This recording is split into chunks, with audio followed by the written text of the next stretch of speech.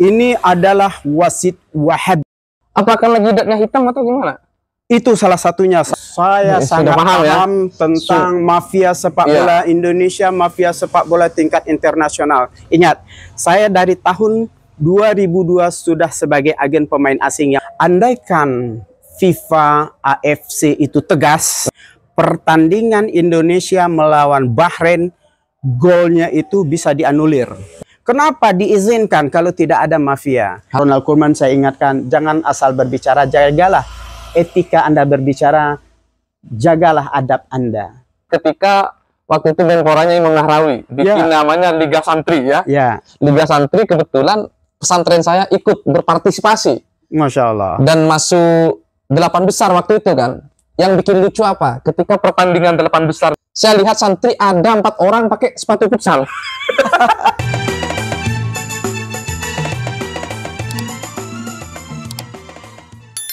Assalamualaikum warahmatullahi wabarakatuh. Jumpa lagi bersama Santri Kota, channel kebanggaan santri Nusantara. Para pemirsa yang kurang bahagia malam ini, sebagaimana saya juga kurang bahagia ketika melihat timnas Indonesia yang kalau dilihat dari gaya permainannya sudah sangat luar biasa, tetapi karena ada faktor lain yang menyebabkan posisi Indonesia ditahan imbang oleh tuan rumah.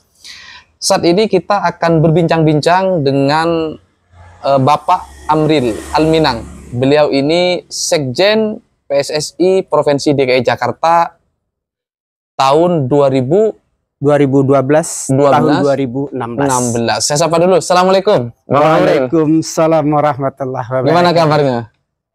Alhamdulillah, kabarnya sederhana aja. Kemarin nonton langsung di Bahrain atau? Ya, alhamdulillah saya ikut ke Bahrain. Iya. Bagaimana suasana di Bahrain melihat pertandingan perjuangan dari timnas Indonesia yang sungguh sangat luar biasa ya? Ya, kalau kita melihat langsung dengan melihat pertandingan di layar kaca tentu berbeda. Oh gitu ya? Ya. Rasanya ya berbeda ya? Rasanya ketika kita di stadion itu dipancang pun leher kita tidak ada permasalahan. Luar biasa. Demi Indonesia begitu ya. Oke. Kalau saya sendiri kan cuma nobar nih. Ya kan? Nobar, dan ketika diperlakukan kurang baik oleh wasit, semua orang pasti kecewa. Tanpa terasa gelas pun pecah. Oke, bagaimana situasi kondisi kebatinan supporter Indonesia di lapangan saat itu? Ketika kita di stadion tidak begitu mengetahui tentang waktunya sudah habis. Iya. Sehingga begitu terjadi gol terakhir, itu kita sangat kecewa. Begitu ada di WhatsApp grup tampil bahwa pertambahan waktu 90 menit ke 6 jadi 6 menit menjadi 100 menit, ada juga yang menyebutkan 100 menjadi 100, 101 atau 99. Saya pribadi menyatakan, bahkan komen-komen di grup atau di media sosial yang lain, saya sebut ini adalah wasit wasit yang berdarah dan berwatak Apakah lagi jidatnya hitam atau gimana? Itu salah satunya. Saya melihat jidatnya hitam, ini antum ini berafiliasi dan berwatak karakter Yahudi. Saya sangat membenci. Andaikan dia ada di depan saya akan bisa ya. Tapi dia jauh dari saya, kemudian kita penonton tidak boleh masuk ke lapangan. Iya. Artinya memang kondisi di lapangan ketika protes dilakukan oleh ofisial Indonesia, bahkan ada pemain ya. Kalau saya lihat di TV ada yang manajer kita juga dikenakan kartu merah. Oh gitu ya. Padahal hanya protes. Dan wasit itu saya sebut benar-benar tidak berhati nurani. Saya kecewa, tapi saya memahami. Inilah kadrun yang dibilang Pak Ahok. Kadal gurun asli. Sudah jelas-jelas, hanya senggolan sedikit jatuh pemain Bahrain. Begitu pemain Indonesia jatuh dihajar di kotak penalti, dia biarkan, padahal waktu sudah jelas-jelas habis. Kita berharap tidak ada lagi sepak pojok. Tambahan 6 menit dijadikan ke 9 menit. 9 menit. Itu sangat kurang ajar. Benar-benar Wahabi, benar-benar berkarakter Wahyu, benar-benar ibu dan setan bersarang di dalam perutnya. Oke, penjelingan sebagai orang yang pernah menjabat di PSSI ya. Ya. Artinya seluruh sepak bola Indonesia tahu lah. Saya sangat paham tentang mafia sepak bola Indonesia, mafia sepak bola tingkat internasional. Ingat, saya dari tahun 2002 sudah sebagai agen pemain asing yang berada di Indonesia. Saya juga mantan seorang pemain sepak bola. Tidak serta-merta saya langsung jadi agen sepak bola, tidak serta-merta saya diangkat sebagai Sekjen PSSI Provinsi DKI ketika tahun 2012 sampai 2016. Tidak serta-merta juga saya angkat letnan kolonel Angkatan Udara dari Ketua Umum PSSI untuk Provinsi DKI. Banyak orang terkesima begitu saya mengangkat Kolonel Rifai Ismail Esa dari Angkatan Udara sebagai Ketua Umum PSSI DKI. Orang terkagum-kagum, emang Amril itu siapa? Kok berani mengangkat seorang kolonel? Apakah dia seorang jenderal? Karena yang mengangkat kolonel itu pasti jenderal. Ada yang menduga seperti itu. Oke, bagi saya yang awam nih, bagi orang umumnya yang awam ya, melihat sepak bola itu kan hanya di TV atau nonton langsung di stadion. Tidak tahu dapurnya persepak bolaan seperti apa. Kok bisa di zaman modern ini sudah ada VAR, ya kan? Sudah ditayangkan, di blow up sedemikian rupa di media sosial. Kok masih memungkinkah ada mafia yang bisa bermain untuk wasit, pemain dan lain-lain gitu? Ya, andaikan FIFA, AFC itu tegas, ini andaikan ia tegas, pertandingan Indonesia melawan Bahrain, golnya itu bisa dianulir. Oh gitu ya? Bisa. Ya? Masih ada harapan berarti? Masih ada harapan. Kita harus perlihatkan data yang akurat dan yang sesungguhnya bahwa pertandingan gol sudah tidak pada waktu yang ditentukan. Tapi masalahnya yang kedua, hukuman layak dijatuhkan kepada Bahrain. Kapan perlu dia tidak boleh lagi menjamu tim di kandang dia sendiri untuk kualifikasi World Cup ini. Bentar, saya baca itu ketua AFC-nya orang mana? Orang Arab juga ya? Ya, orang Jazirah Arab juga. Oh, ya. Artinya ada kaitannya nggak? Oh ya pasti, ikatan batin sesama Jazirah Arab itu sudah jelas. Buktinya apa? Si Kadrun itu, si jedat hitam, si botak itu. Asal Oman ya? Ya, sudah jelas sesama Jazirah Arab. Kenapa diizinkan kalau tidak ada mafia? Harusnya idealnya ya, harus misalnya Asia Timur kayak kan bisa jadi pengadil. Oke, ini kan sebentar lagi Indonesia akan melawan Cina. Wasitnya juga dari Arab. Gimana harus meyakinkan publik Indonesia ini bahwa pertandingan itu nanti betul-betul fair?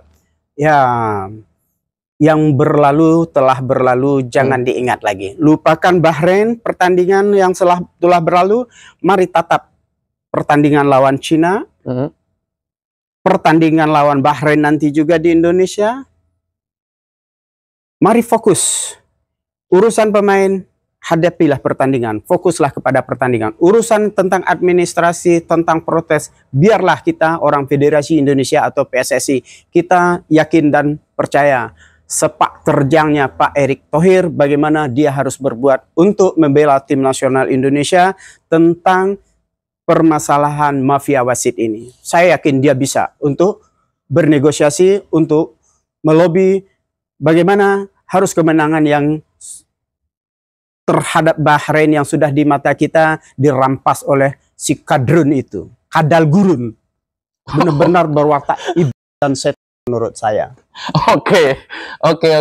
Kita lupakan masa lalu, tetap masa depan. Kira-kira peluang Indonesia menuju Piala Dunia ini seperti apa? Ya, biar publik paham, terutama para santri nih. Karena hari ini, sejak adanya Liga Santri itu, santri sudah banyak yang ikut-ikutan menjadi pencinta sepak bola. Pencinta sepak bola. Oke. Bagaimana peluang ke depan Indonesia kira-kira? Peluang ke depan, saya melihat semua pertandingan di grup itu kita sudah memahami semua kapasitas dan kemampuan pemain. Ketika Indonesia nanti bermain lawan Cina, saya yakin Indonesia menang di Cina. Apalagi nanti di Indonesia. Tentang trik-trik yang dilakukan oleh China, pertandingan dia pindahkan ke yang lebih jauh, dia berpikir Indonesia akan kelelahan. Ternyata dia sendiri yang akan kelelahan setelah pulang dari Australia. Indonesia dari Bahrain punya pesawat sendiri. Dia sendiri naik pesawat komersil yang murah. Berarti Indonesia lebih segar, lebih fit. Indonesia punya harapan ya? Ingat, seluruh pemain Indonesia sangat terbakar jiwa dan raganya begitu Indonesia Raya dikumandangkan. Begitu supporter tidak bernyanyi-nyanyi saja sambil Sallallahu ala Muhammad. Saya mendengarkan orang berselawat begitu air mata saya menetes. Tidak saja hanya Indonesia Raya, Bagimu Negeri begitu nyanyikan oleh seluruh supporter. Orang bilang air mata saya itu jatuhnya ke dalam, bukannya keluar lagi. Oke. Nah, kemudian lawan Bahrain di Indonesia, saya yakin Indonesia menang. Lawan China di China kita bisa menang. Lawan di Indonesia kita juga bisa menang. Insya Allah. Kalau dengan Jepang gimana? Dengan Jepang kita harus reality ya. Kita berharap main di Jepang kita cukup draw. Main di Indonesia kita juga cukup draw. Kita harus tahu diri. Ya. Yang penting bisa menang. Yang kedua, saat kita bermain di Australia, andaikan kalau lihat pertandingan pertama kemarin, kita Indonesia hanya bisa bermain hanya setengah lapangan. Selebihannya kita hanya diserang. Andaikan hal yang terburuk yang tidak kita inginkan kalah, kita harus realistis. Australia permainannya setengah tingkat dari kita. Tapi begitu pemain Indonesia terbakar jiwa dan raganya dengan nyanyian Indonesia, salawatan yang dilantunkan oleh para supporter, saya yakin dalam sepak bola orang bilang bola itu bundar, tidak ada yang tidak mungkin. Oke, ini pertanyaan yang terakhir nih. Banyak sekali saya lihat di medsos berkaitan dengan pemain naturalisasi. Ya. Nah, hari ini kayaknya line up Indonesia full naturalisasi. Menurut pandangan sebagai orang yang pernah di PSSI seperti apa? Kita jangan melihat naturalisasi yang dilakukan oleh negara-negara lain. Indonesia beda. Naturalisasi yang dilakukan oleh Indonesia itu adalah darah Indonesia. Oh, artinya harus ada keturunan Indonesia? Oh, tidak harus seperti itu. Tapi yang terjadi di Indonesia, dia tidak mencaplok warga negara asal mencaplok, asal bagus kita caplok, tidak. Kita melihat punya akar, ternyata kakeknya, ternyata neneknya, ternyata ibunya, ada Indonesianya. Tidak asal comot kita Indonesia. Jadi kalau toh Indonesia mayoritas didukung oleh naturalisasi, antum ingat tahun 98 Piala Dunia Prancis juara, juga tidak ada putra daerah, hanya 2 atau 3 orang juga. Full naturalisasi juga ya? Mayoritas. Itu negara yang juara Piala Dunia. Dan kita orang Indonesia juga jangan berkecil hati. Juga jangan sekali-sekali menghujat. Ya, Indonesia hanya karena naturalisasi. Kalau antum bicara begitu, antum tidak mengikuti perkembangan sepak bola. Justru Indonesia sangat brilian dengan trik-trik teori yang dilakukan oleh Pak Erick Thohir. Saya sangat senang. Dia tidak asal mencaplok warga negara asing. Ketika saya berada di keagenan PSSI dari tahun 2002 sudah mulai ada naturalisasi. Cuma saya mengingatkan, menghimbau kepada stakeholder yang ada di PSSI, karena kita agen-agen juga diundang agar memberikan sumbangsih berupa pemikiran. Saya juga menyampaikan naturalisasi itu tidak hanya bertolak ukur kehebatan, lihat juga akhlak dan karakter si pemain itu tersendiri. Jangan dengan keberadaan beliau merusak budaya Nusantara, jangan merusak rasa perasaan sesama pemain sepak bola yang berdarah Indonesia. Mentang-mentang naturalisasi merasa diistimewakan sehingga dia gede kepala. Saya sudah mengingatkan jangan asal caplok. Alhamdulillah Pak Erick Thohir orangnya sangat cerdas. Dia ambil naturalisasi yang berdarah Indonesia. Cuma Pak Ronald Koeman saya kurang suka komentarnya di media sosial atau dipublikasikan Indonesia terlalu agresif. Ya, sebagai seorang Holland asli tentu dia khawatir dengan stok dia. Tapi ingat, sepak bola di segala lini itu profesional. Anda, Ronald Koeman, saya ingatkan, jangan asal berbicara, jagalah etika Anda berbicara, jagalah adab Anda. Oke, luar biasa ya. Oke, kalau sepak bola ini bagi santri sebenarnya bukan hal yang tabu. Kalau kita ingat di pesantren dulu, santri-santri pakai sarung main bola di sawah, ya kan? Enggak hanya itu, bolanya terbuat dari apil. Ingat, itu pekerjaan kita di santri. Saya baru ingat ketika waktu itu Menporanya Imam Nahrawi bikin namanya Liga Santri ya. Liga Santri, kebetulan pesantren saya ikut berpartisipasi. Masya Allah. Dan masuk 8 besar waktu itu kan. Yang bikin lucu apa? Ketika pertandingan 8 besar di lapangan Halim waktu itu, saya lihat santri ada 4 orang pakai sepatu futsal. Akhirnya saya bertanggung jawab untuk mencari pinjaman ya. Ya itulah dunia santri. Maka dari itu pemirsa Santri Kota, mari kita ikut serta menyemarakkan pesepak bola Indonesia. Kita sudah hadirkan di studio Santri Kota orang yang betul-betul memahami dapurnya sepak bola Indonesia. Kepada santri wabil khusus nih, doa Anda menembus aras. Masya Allah. Doa santri penting ya? Doa santri penting, menembus aras. Iya. Artinya sepak bola ini bukan hanya soal taktik ya? Tapi tidak. Faktor keberuntungan juga. Faktor keberuntungan. Doa itu juga sangat sakral. Iya. Ingat para santri, doakan tim Indonesia masuk Piala Dunia dulu. Soal juara, soal apa yang terjadi di Piala Dunia nanti hitung. Sekarang target kita adalah masuk Piala Dunia dulu.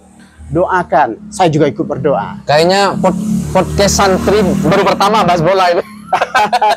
Ya mudah-mudahan ini bagian daripada tanda-tanda alam ya, bahwa timnas Indonesia akan menembus Piala Dunia. Insya Allah. Amin. Mudah-mudahan podcast ini setidaknya menginspirasi semua orang bahwa berbicara soal Indonesia adalah adalah hak setiap warga negara, termasuk para santri. Terima kasih kehadirannya di studio Santri Kota. Mudah-mudahan memberikan manfaat bagi kita semua. Hadanallahu iyyakum ajmain. Assalamualaikum warahmatullahi wabarakatuh. Sampai jumpa. Waalaikumsalam warahmatullahi wabarakatuh.